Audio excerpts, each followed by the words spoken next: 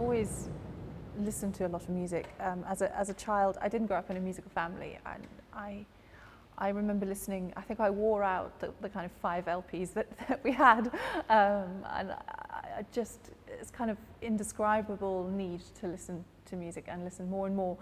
And then I pestered my parents for lessons and ended up playing professionally, which I think it's an extraordinary gift, and to be able to do that, I'm, you know, enormously, eternally grateful to teachers, parents, people for supporting.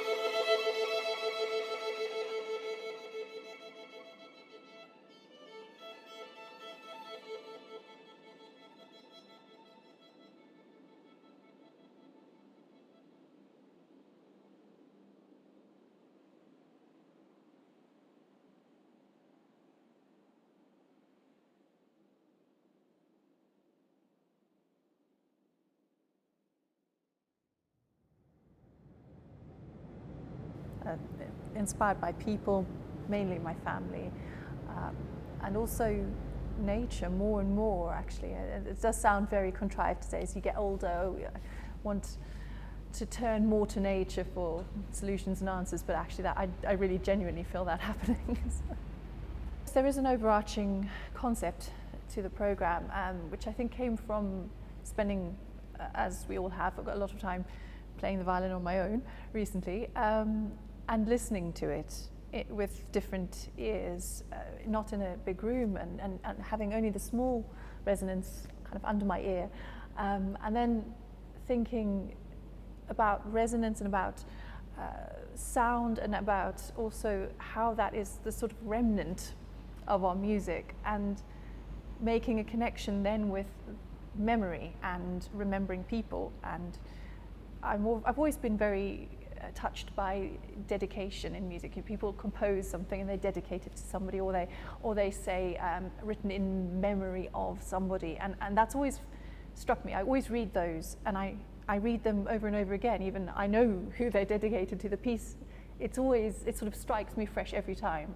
So that feeling of memory and dedication, and this sort of resonance of the violin and of music, to me felt like that was the kind of the meeting point of those two ideas. And so each piece has a focus on resonance in different ways, and each piece also is either very much dedicated to a person, or was inspired by a place, and is sort of a memory of a place, or a glimpse of a memory like that, and that was the inspiration.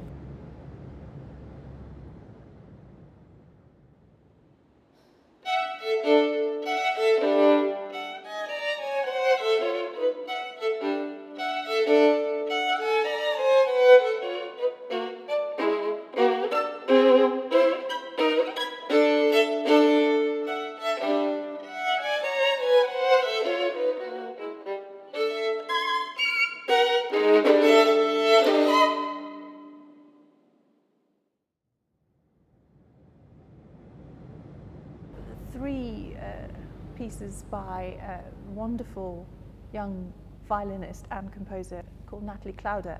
She composed these three pieces in 2008, and they're called Three Glimpses, and I spoke to her yesterday about them, and she said, well, the reason they're called glimpses is because she had so little time to devote to composing, being a performing violinist, that everything was just a sort of snapshot and a tiny little snatched. So you have three movements, first of which is Contortions, which is really very descriptive, so a kind of athletic, as though you were a contortionist, in a theatre or in a circus, that the sort of the movements of the hand of the violinist represent that movement. And it's very interesting use of harmonics, very interesting use of microtones, and very brief, and followed by one of the most challenging pieces I think I've ever learned, which is just purely pizzicato, so left hand and right hand pizzicato. Pizzicato using your nail, sliding along, all sorts of interesting combinations of pizzicato. It's called sketch, and it's exactly as though you've taken a pen and gone all pointillistic. There's no colour, none of the colours that you'd usually get from using the bow, which is brave, and I think it's brilliant, but it doesn't half kill your fingers. And then the last movement is called Jugo, which is the Croatian name for the Sirocco wind, and that comes from Natalie studying in Croatia and being told that when this wind blows, no big decisions are made. It's completely understood that everybody goes a little bit, not mad, but certainly they're not at their normal sane selves. You have to make allowances for the fact that this wind actually affects personality, mood, one's feeling of equilibrium. So the last movement is this flurry of craziness, exactly representing the sort of disjointed feeling that one might feel surrounded by, and you can hear it very clearly, the winds.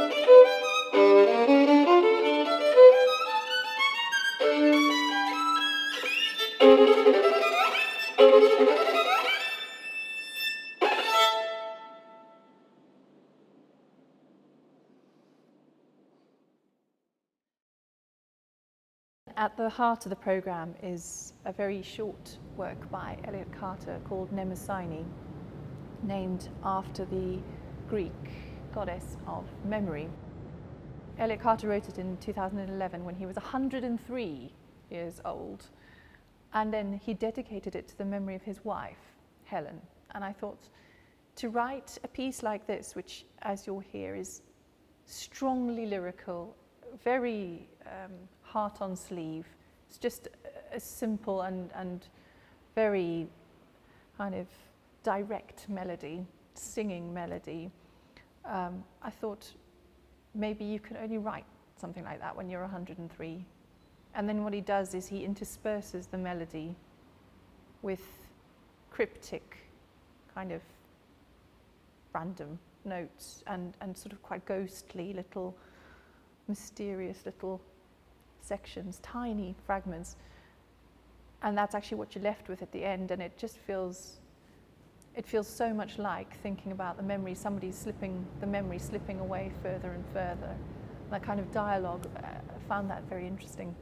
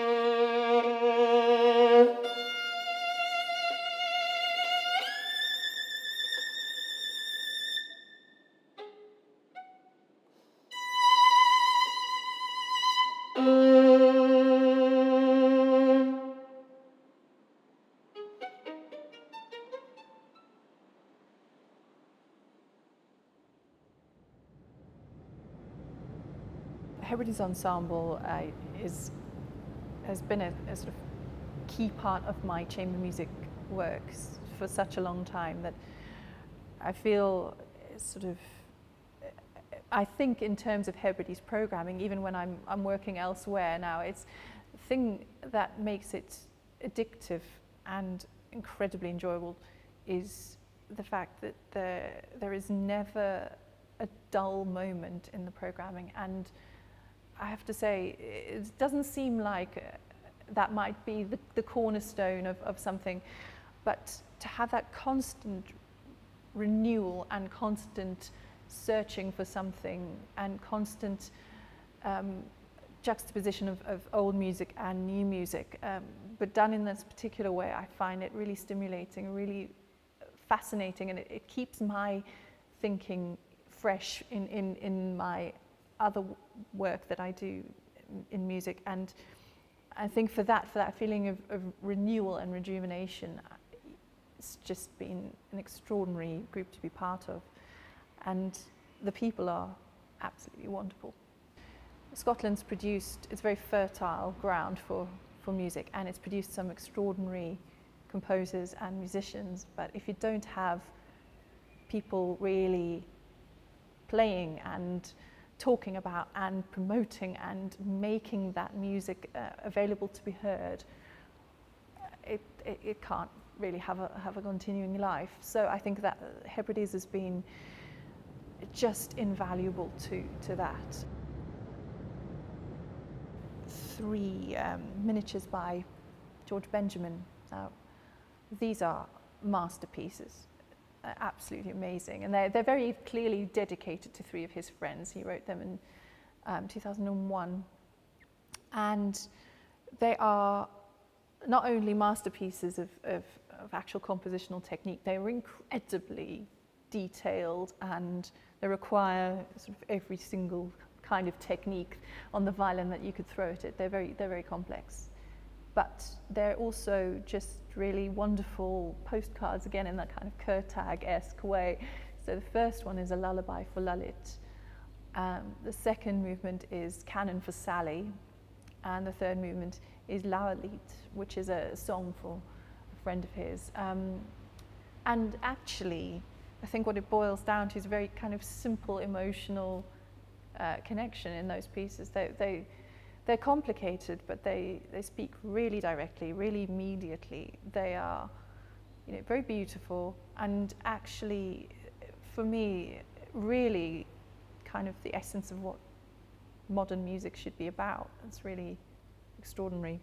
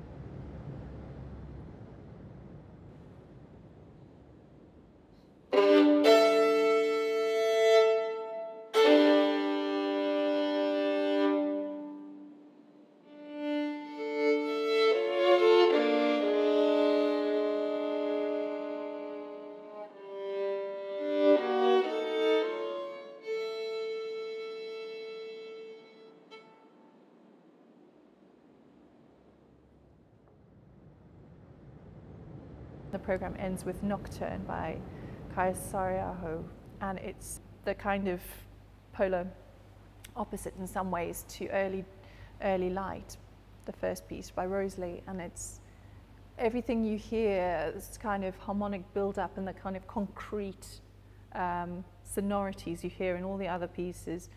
Saariaho, she actually breaks them down completely in Nocturne. It's written for Lutosławski, the memory of Lutosławski in 1994, which is when he died.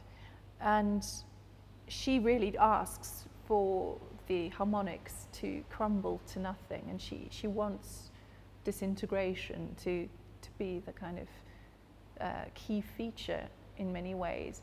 So that's a really hard thing to do, actually, because we spend our lives trying to make sound, and then to be told that actually you feel free to let the sound disintegrate and actually and not be perfect.